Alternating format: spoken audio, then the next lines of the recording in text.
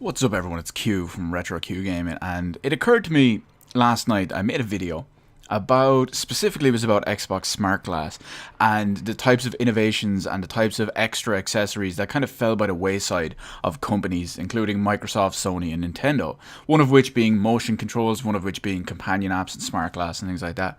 But it got me thinking that a lot of that video probably came off overly negative, and I don't view a lot of stuff in the innovation side of it as overly negative. Granted, I'm not a fan of motion controls in the sense that I don't believe they're the way forward and I don't believe they're the future of control, with the possible exception of it being more natural when you're in a virtual reality environment. But the point is that it came across overly negative and overly critical of the situation. Oh, and also I really hope that when we do inevitably get the Zelda Skyward Sword HD remake or HD remaster, I really hope they don't force us to use the Joy-Cons. Please let us use the Pro Controller. But anyway, that's beside the point.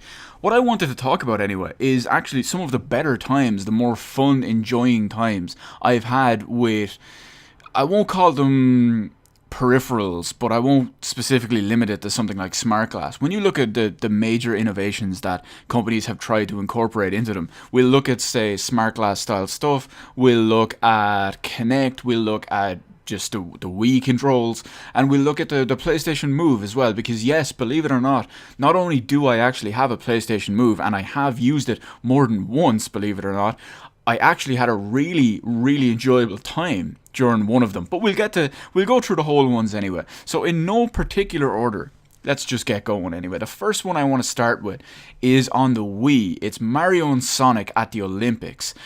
I'm pretty sure it's the first Mario and Sonic at the Olympics. I know there's a bunch of them that, like the Winter Games and the Olympic Games of multiple different years or something like that. But I'm pretty sure it's just the very first one. I know we all have great times with Wii Sports from the day it launched, and that was all good stuff with the tennis and the golf and the bowling. I was absolutely terrible at basketball, but not basketball, sorry, baseball. But the tennis was great fun. I absolutely loved the boxing and the golf. They were fantastic. But let's move on to something specific, because it's a more specific experience to me, instead of just the generic fun that everyone has had with these games. So we're looking at Mario and Sonic at the Olympic Games, or at the Olympics, or whatever the hell it was, the Summer Games, whatever the first one was. And I remember specifically, now I say specifically, but it's kind of unspecific because it's a toss-up between one of two games, or one of two mini-games. I don't remember if it was just the sprint, or if it was the swimming sprint, or whatever they call the swimming sprint, just 100-meter swimming, or whatever the hell it was. Or maybe it was the sprinting dash version. But myself and a friend of mine at the time, Jamie, we were here playing. It was the day that game came out, and we were playing all the different modes, all the different games. We were going between them, we were beating each other's times, we were just outdoing each other and all. But eventually we came to one of those games, and I like I said, I don't remember if it was the sprint or the swimming. I don't even remember if both of those were in it. It's just the style of game you do it. I'm pretty sure it was swimming now that I think about it. But anyway, that's kind of beside the point.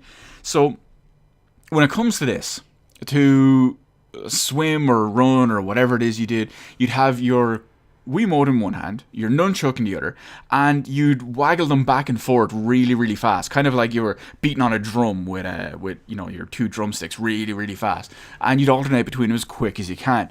And eventually we got so into it, we were playing that mode for maybe 3 hours straight, just because we had done everything else and we wanted to go back to that, because that was it. And we were just going crazy with it, to the point where we were going at it so much that it was just, wow, that sounded really wrong, we're going at it so much, but we were going at the game so much that we weren't stopping for breaks. We were basically out of breath for like doing that as fast and hard as we could for hours and hours. And at one point, one of us just fell off our chair onto the floor. I think it was me, and just, that run was a write-off anyway. But eventually it got to the point later that night, it was at like 12:30 in the middle of the night, where he ended up setting a score, and just no matter what, I couldn't beat it.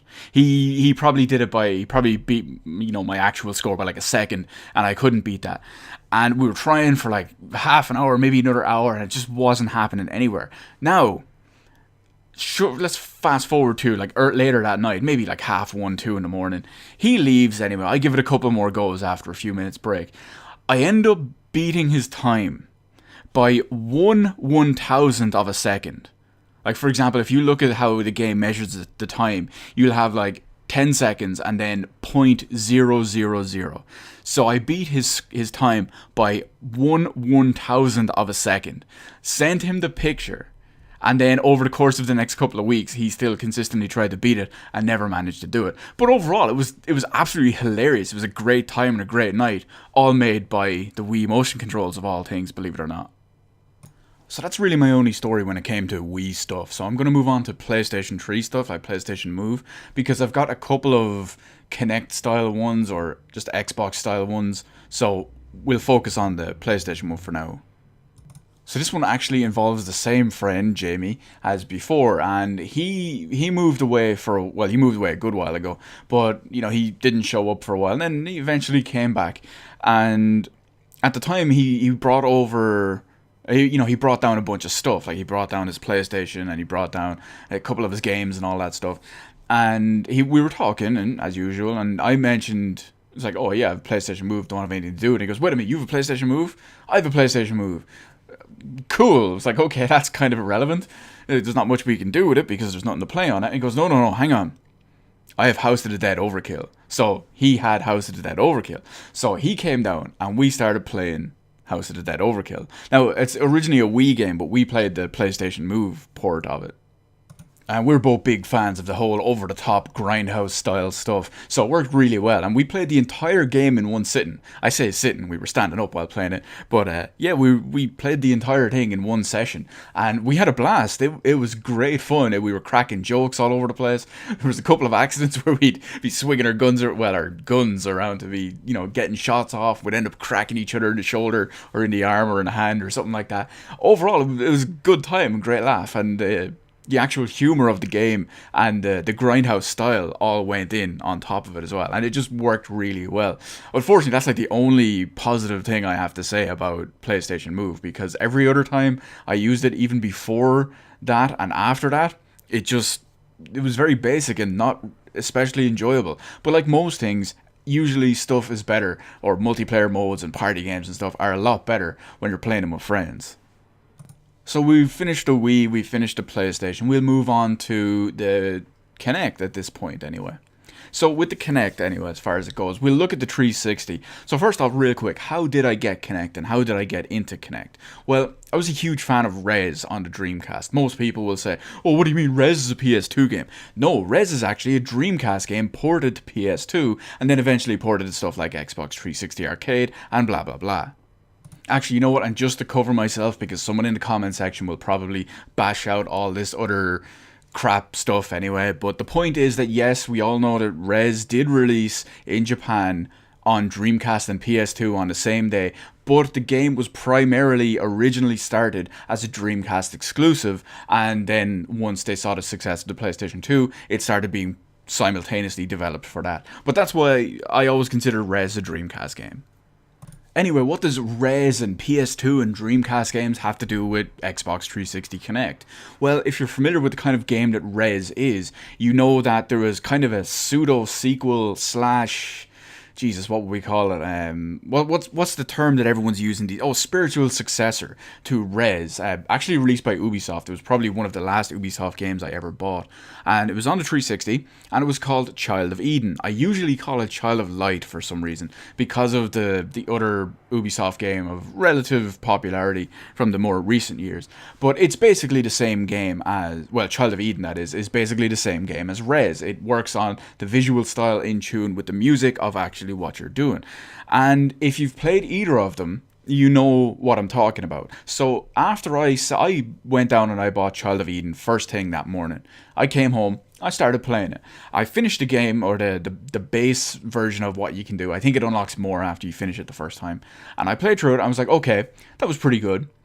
This would probably be much better with Kinect. Now, this game released on the same day as Kinect because it had Kinect integration, and it was kind of their big focus of Kinect at the same time. It was like, hey, look what you can do with Kinect. This is Child of Eden. This is what we show the entire thing. So I went straight back down to GameStop after finishing it, and I picked up my Kinect, I brought it home, I set it all up, and then I started playing. And I played through Child of Eden like 4 more times, straight away, back to back to back to back, with Kinect. It was so fun and enjoyable at the time. Now, the problem is, shortly after that, okay, granted I had pretty much loads of fun playing that. Shortly after my whole Child of Eden, I won't call it outburst or whatever, my burst of Child of Eden gameplay, I pretty much cooled off on a Kinect for a decent amount of time.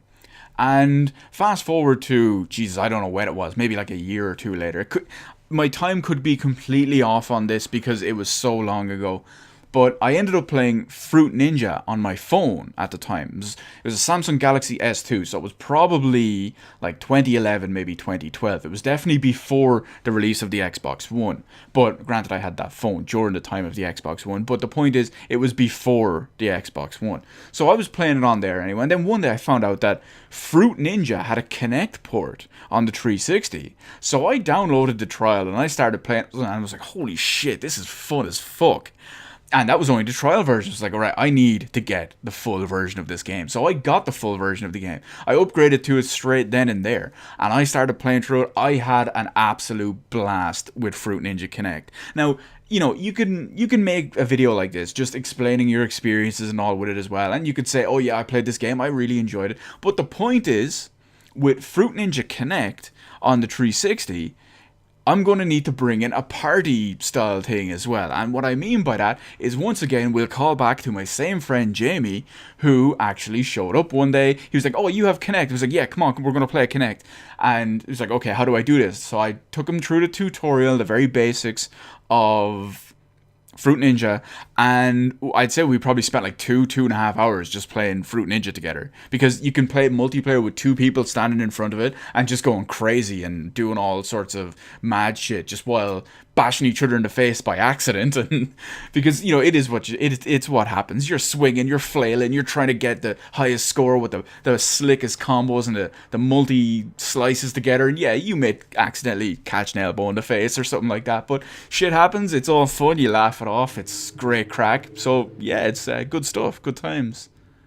And generally, unfortunately, that's where the positive experiences with this kind of stuff stops. I will throw in 1 or 2 extras of negative side of it, but they're usually, to be honest, mostly Kinect. The Wii stuff is just generally, there's no epic fail, it's just unfun reaction, or something doesn't register properly or something like that. PlayStation Move was pretty much the same way. The 1 or 2 other times I actually did use it outside of that. But Kinect I actually have a bit more wild and varied experience with. So I mean, when you look at the Kinect side of it anyway, we have all the positive side, all that cool stuff we've done, and then it was a big deal when, after months and months and months of everyone asking, that Bethesda actually patched in the ability to use the shouts into Skyrim on the Xbox 360. Naturally, myself and millions of other people who bought Kinect, and everyone in the world who bought that game, we all booted it back up, and unfortunately, to our dismay, it was a bit lackluster. For the simple reason is, you had to hold the button to activate the voice input for your shouts, which at that point you could just be using the button to do them anyway. And what was really disheartening to most people is the trademark shout. Not just the trademark shout, but most of them in the game, but specifically the trademark shout, Fus Roda, unrelenting force, the one that's so predominant in all the marketing and so influential that it's become the entire thing in the game. Hell, I have the dragon language version of it tattooed into my arm for the rest of my life, is how important that is to the game and Skyrim in general. When the voice trigger for that wasn't the same as the iconic version of it. Hell, even in game it wasn't the iconic version of it. Granted, that has been fixed on PC when people modded in the actual version of it. But the point is, how you would actually have to say it for the Xbox and Kinect to do the whole shout properly was a bit of a letdown, because you couldn't do it like you were supposed to do it, or like everyone had been led to do it. Little bit of a minor gripe, but it seemed to be a big thing at the time. Another one that was really, really annoying was, if you watch my previous video about this topic, you know that the reason why I don't use Kinect on my Xbox One is because of the whole Dead Rising 3 incident. Within the first couple of days of playing Dead Rising 3, upon launch on Xbox One, the only time I've ever died in that game was because of my Kinect. I had it turned on, and if you're not familiar with it, when a zombie grabs you, to break the grab, usually if Kinect is off or you don't have Kinect, you just have to press a button or a combination of buttons. But if you do have Kinect turned on, you actually have to shake the controller. Since there's no motion controls in the controller, Kinect actually has to visually see the movement and register that. And for me at the time, for some reason, Kinect wouldn't register it, and I had almost maximum health, and Kinect made me lose 8 or 9 or 10 blocks of health, and I died because of it. It just wouldn't shake it off. So I just said, you know what? Fuck it, I'm done. There's another one that kind of somewhat ties into that on the Xbox One as well. Most people don't notice, but back on the 360 days, the primary and majority of the work for developing the Kinect was actually done here in Ireland. There's a studio that Microsoft acquired in Dublin that actually did the majority of the work for all that. And the funny thing was that because of it, even though the majority of it was developed and all that in Ireland, once it actually launched, the Kinect didn't recognize the Irish accent properly. It didn't recognize the Irish accent properly on the 360, and it didn't recognize the Irish accent properly on Xbox One for the longest time as well. Now, yeah, you could get around it a little bit because it wouldn't recognize it in-game. For example, you could, in Dead Rising 3 on Xbox One, what you could actually do was you could start whistling or shouting or something like that, and it wasn't Frank, it was Nick Ramos? I think it was Nick Ramos. He would actually whistle and call the zombies to get their attention. Now, if you had it set to Ireland on Xbox One, it wouldn't even register that. It wouldn't even register a loud noise on your Kinect. You could shout at it, just randomly shout, whistle, bang your hands together, clap, whatever, and it just wouldn't recognize it, because once it saw it set to Ireland, it would just kind of disable the voice stuff for it, which I thought was kind of weird, because it's primarily developed in Ireland. We're a pretty big market for Xbox stuff, so whatever. But you could actually get around it by setting your Xbox region to England. The problem with it was it wouldn't recognize the Irish accent perfectly, so some of the things you'd have to say slower and concisely. Granted, I'm talking pretty fast now, and this isn't how I usually talk, because I'm usually a lot slower at talking, but I'm getting into it, the emotion creates emotion. I'm getting into my good old stories. But yeah, that's it. And it was the same way on Xbox 360. You could turn it to England and you could get half the voice controls and stuff. That's been remedied a lot nowadays, not 100%. For example, I tried out Cortana on Xbox One pretty recently. Sorry, not on Xbox One. I'm factoring this into the whole way. I tried out Cortana on my PC when I upgraded to Windows 10, and granted, I know it's not still using the Kinect, but it's still using the same technology, because Cortana is, of course, on the Xbox One, and she didn't recognize my Irish accent, so I was very, very disappointed about not getting Jen Taylor to tell me everything about my computer.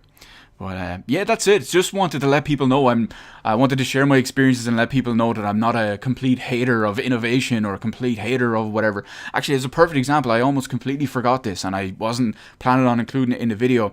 But generally, the technology inside the Kinect, both on 360 and Xbox One, obviously the Xbox One version is more technologically advanced than the 360 version, but the point is that the technology now can be used for so many other things outside gaming, that back on the 360 days, a friend of mine who was I don't remember her exact qualification. She's an electrical engineer / something else, software something. I can't remember what her actual thing is, but in the college that she's actually in now, she has a master's degree, but in the college she's in, she actually uses Kinect, the 360 version of Kinect, last time I talked to her anyway, to help what were they called, stroke patients and things like cancer patients and things like that who have limited mobility, because it can recognize the minute movements of the body.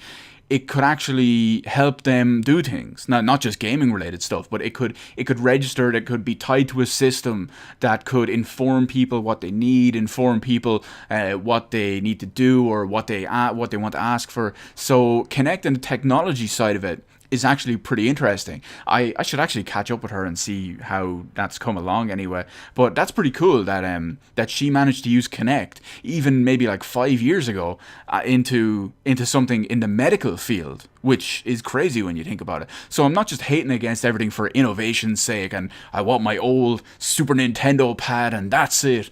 But the point is that some of these things don't catch on. Some of them don't become mainstream like the companies want. But that's not to say they can't give great experiences to people, and especially when you're playing them with multiplayer with friends and all, because most stuff even just becomes better at that point, especially if you're playing a game designed with party stuff. So let me know in the comment section below if you have any experiences like this, if you have great ones, if you've accidentally bashed your friend in the face with a Wiimote, or accidentally bashed him in the face with while flailing around with Kinect or with PlayStation Move, or just anything like that. So let me know your thoughts and opinions on it. If you hate the fact that they try and innovate this stuff, even if it doesn't take off or doesn't tickle your fancy, or if you think it's a good thing that they're trying with all this kind of stuff, even if it flops and doesn't take off, or just let me know anything fun about that in the comment section below. Hit the like button, hit the subscribe button, because this video has gone on way too fucking long. Thanks for watching, and I will see you in the rest of the videos in my channel.